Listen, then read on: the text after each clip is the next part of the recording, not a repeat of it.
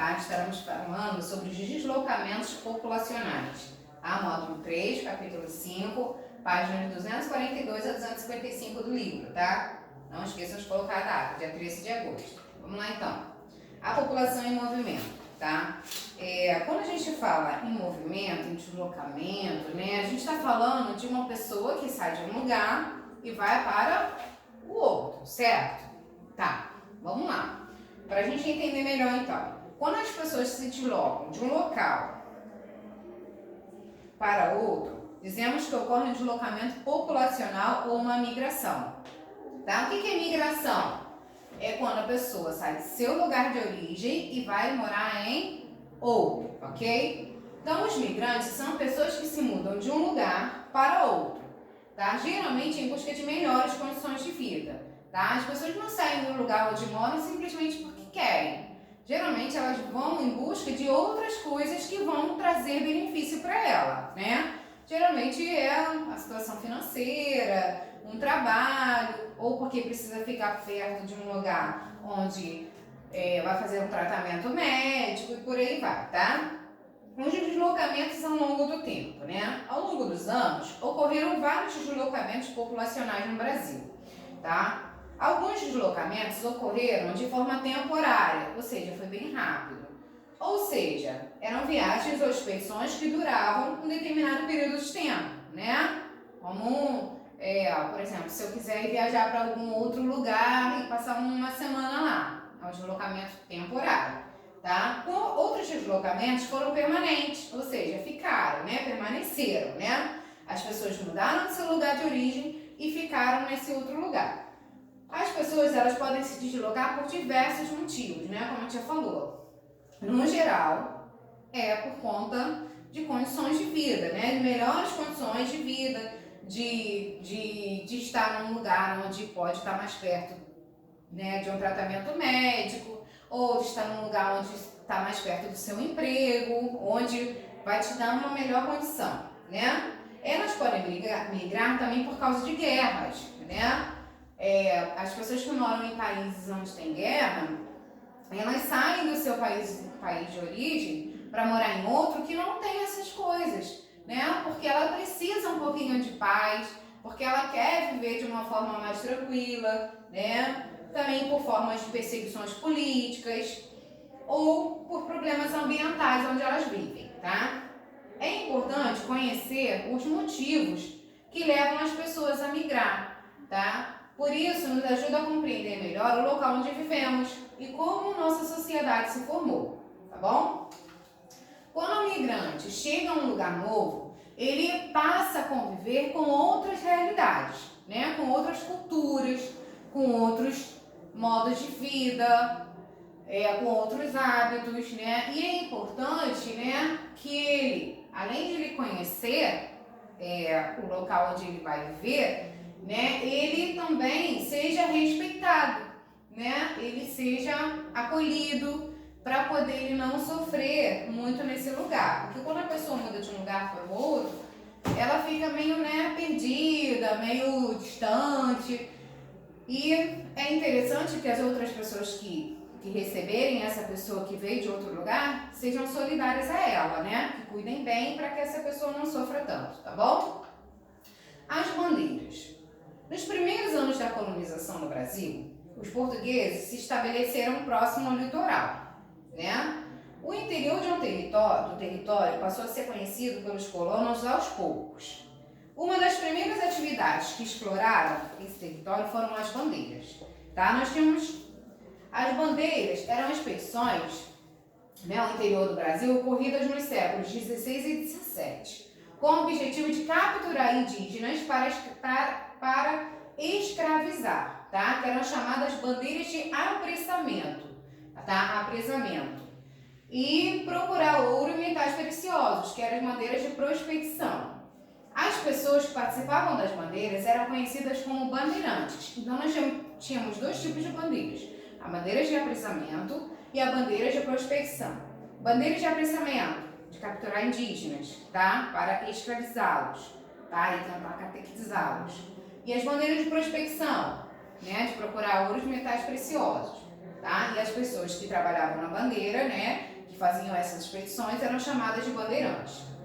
Os caminhos percorridos pelos bandeirantes contribuíram para que o interior do Brasil se tornasse mais conhecido, né, possibilitando então o deslocamento de muitos colonos para regiões mais afastadas no litoral ao longo dos anos. Então começou a povoação, né, do nosso território, tá bom? A partir das expedições das bandeiras.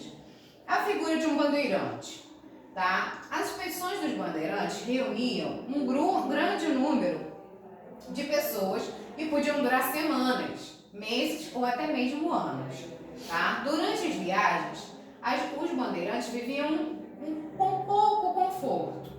Eles caminhavam em matas fechadas e tinham poucos recursos disponíveis para sua alimentação, tá? Então aqui nós temos a figura de dois tipos de bandeirantes, ó. Por muito tempo, os bandeirantes foram representados conforme a ilustração aqui ao lado, tá bom? Eles eram descritos como homens brancos, valentes, bem preparados e bem equipados, que portavam armas de fogo, usavam acessórios e vestimentas de couro e botas de cano alto, tá? Nesse estilo aqui. Porém, vários estudos atuais mostram que a maioria dos bandeirantes era, na verdade, mestiça, não era totalmente branca, tá? E vestia roupas mais adequadas para suas longas viagens, né? Uma roupa mais confortável, além de andar descalço. Eles, inclusive, nem sempre portavam armas de fogo. Era comum que alguns deles usassem outros tipos de armas, como arco e flecha, né? Observe ao lado essa representação aqui do bandeirante baseada em estudos históricos recentes, tá bom? Os bandeirantes, eles foram importantes para a exploração do interior do Brasil, né? Como a tia falou, as bandeiras, elas foram importantes para que o nosso território fosse povoado, tá bom? A busca pelas drogas do sertão. Quando a tia fala em drogas do sertão, você pensa assim, tia, drogas? Meu Deus, coisa horrível, né? Não. As drogas do sertão não eram drogas que a gente conhece hoje em dia, né? Que são drogas de verdade, né? Que fazem mal às pessoas. Tá? Quando a gente fala em drogas do sertão, a gente está falando em plantas e ervas que eram importantes, tá? Para a alimentação e para a saúde das pessoas, tá? Que era o caso do cacau, a canela, a castanha do Pará, tá? Que eram utilizadas na alimentação e muitos outros também que eram utilizados para medicação, tá? Das pessoas. Isso são as drogas do sertão, tá? Elas eram chamadas de drogas porque elas eram muito desvalorizadas, tá? E por isso muitas delas eram utilizadas como moeda de troca em diversas atividades econômicas realizadas no Brasil colônia, tá bom? Os caminhos para as minas.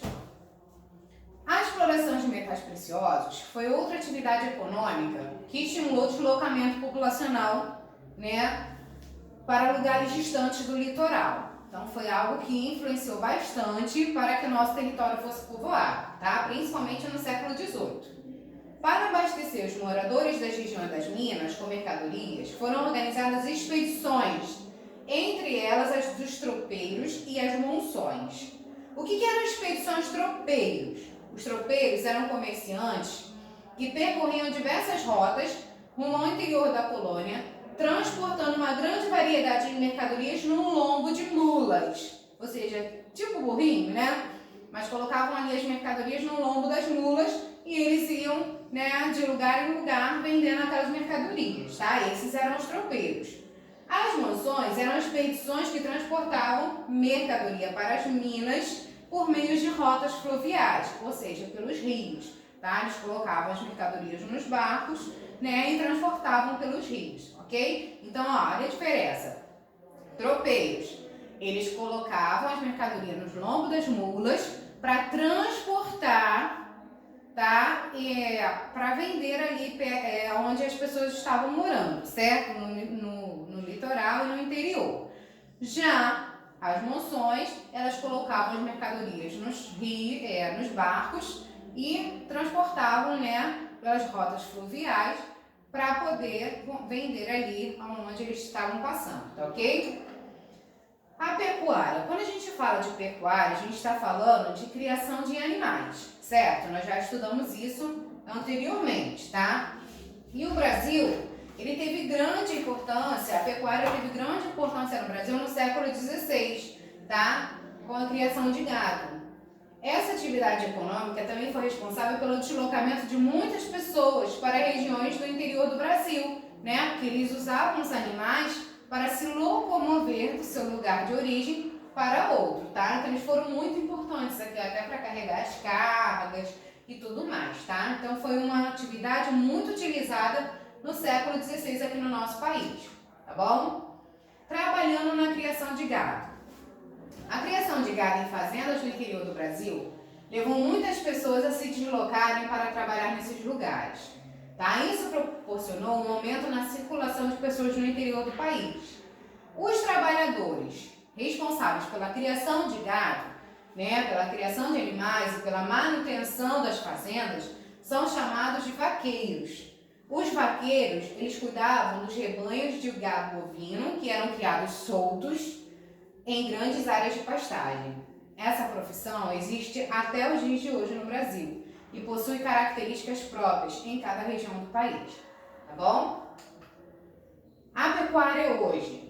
Atualmente, a pecuária é uma das principais atividades econômicas do nosso país, né? A gente depende da pecuária para a nossa alimentação, para o transporte, uma série de outras coisas, né? Os animais ainda são criados em grandes áreas, em meias pastagens, principalmente para fornecer carne e couro para a produção.